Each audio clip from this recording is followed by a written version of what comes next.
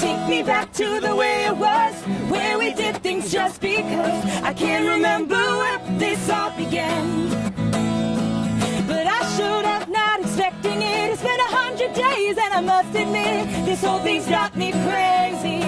You're turning to a maybe. So I'm Chris Pacileo. I'm from Connecticut originally. I went to the University of Connecticut, majored in chemical engineering. Clearly I'm not doing that right now.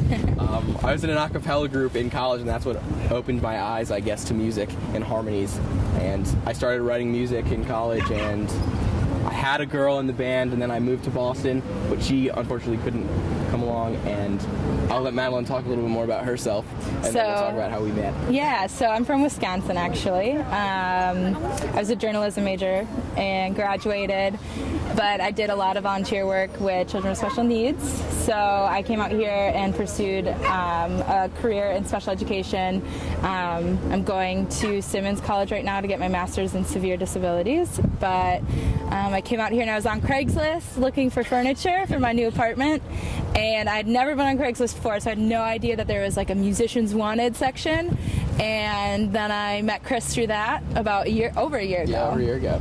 Like a year ago last week, I think it was. Yeah, I had posted an ad looking for a girl, just because, I don't know, it's very unique having two different sounding voices, obviously, a girl and a guy, and I don't think a lot of people utilize that to its full potential. Yeah. And I think the harmonies that we come up with are pretty unique. So we were going to try and travel to do The Voice. If I had $1 for every single person that said, you guys should go on The Voice around here, we'd have a lot of dollars. We'd have many dollars. We'd probably buy gas we to were get trying to to figure it out. Unfortunately, like we looked into it too late, and we missed the one in DC. Yeah.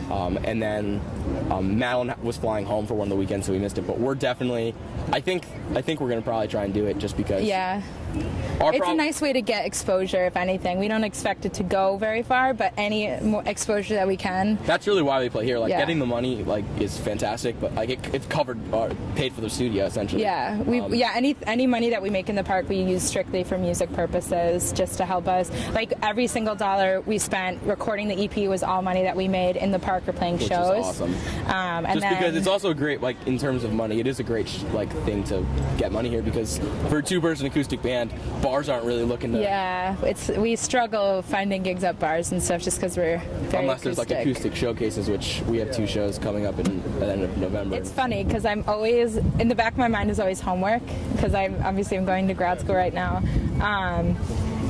but even like a full day, like we've had full days out in the park where we barely made any money and I got a sunburn, but I'm still more like, yes, like we've had days, like we'll spend hours out in the park, and some days people just aren't feeling it. Not to say that they're all like that, but I remember one Saturday we were out here for so long, we were dehydrated, sunburned, crabby, but I was still more happy than I would have been doing anything else, you know. So it's definitely not easy spending a couple hours in the studio. Like we spent, when we recorded our EP, it was a solid 13 hours in the studio. Like, did not see sunlight, but it was the most fun day. But it was great. Yeah, we were exhausted and everything, but every time we put a lot of effort and work in every practice, every gig, every day at the park.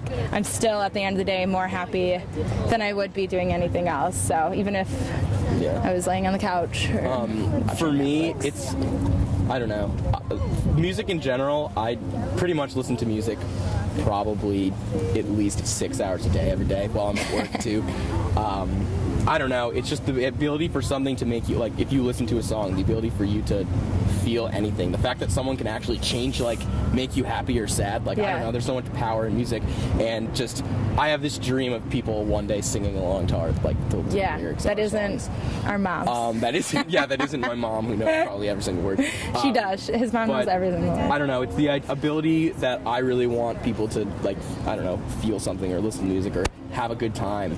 And that's what I really, really like about it, when people actually pay attention. There's no greater feeling than great feedback. For, like, songs that we write. So when I joined Chris, when we made this band, like he said, he used to be in a different band, and many of the songs that I first learned, he had already recorded with this other girl. But if you listened to those songs then and our songs now, even if it's the same song, they sound so different. I don't even know how I think they sound more fuller. Now? like as a sound. Yeah. I think she's given me a lot of confidence in my voice. And I do it. And I think that I don't know, she's much more classically trained and can pick out things quicker. And I think as time develops, I've been able to get that skill as well. Yeah, I actually sang opera in college. Yeah. For a while, so I have a very interesting background in singing. But yeah, I don't know. Finding it kind of just happened. It did. I think I it's don't just even how know. the way I kind of write the songs with the chords. I think it's, I don't know. In my head, there's only one way they could sound. Yeah. I know that's a slightly silly answer. And I definitely, he writes all the songs, but I try and contribute in helping melodies, harmonies. That's one of our biggest, because we do, like, obviously our strong suit is our harmonies, I think. So we try and take risks sometimes, and like we're getting more comfortable with expanding our harmonies and making them a little bit more complex, I guess. People ask us if we go to Berkeley every single time without fail that we play, and we've actually had people ask us if we were homeless as well. We're not. We're not. I mean, I'm a teacher, so it's not like I make incredible amounts of money by any means, but yeah, we are not homeless. I think the misconception comes about how certain people present themselves when they're busking. I've seen some really, really rude people. Yes. They've played songs and someone will walk by and be like, good job, and then literally they will yell at the person for not giving them money.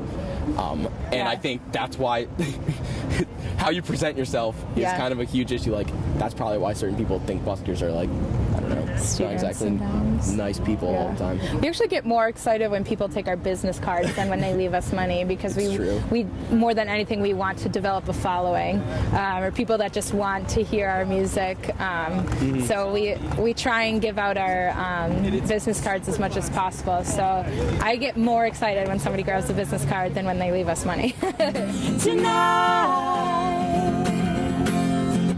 we are young, so we'll set the world on fire. We can burn brighter than the sun. I know that I'm not all that you've got.